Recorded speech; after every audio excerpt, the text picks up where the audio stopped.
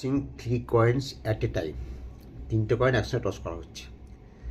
The probability of at least one head, মানে একটা head থাকবেই। এখন এগুলো কীভাবে দেখো, প্রবাবিলিটি করতে গেলে একটা টোটাল আউটকামসটাকে দেখতে হয়। টোটাল আউটকামস কীভাবে করতে হয়, যেহেতু একটা কয়েনের একদিকে হেড একদিকে টেল, তাহলে তার জন্য 2 লিখবে।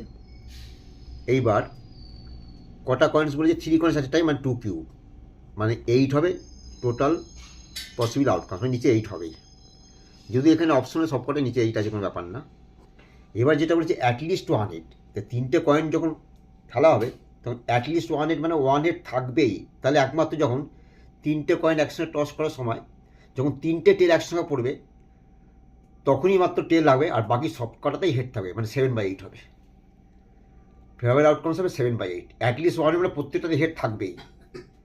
এটা যদি কোশ্চেনটা অ্যাটলিস্ট ওয়ান টেল বলতো তাহলেও কিন্তু প্রত্যেকটা টেল থাকতো, যেটা হেড হেড হতো, হেড হেড হেড সেটা বাদ যেত, মানে 7/8 হবে।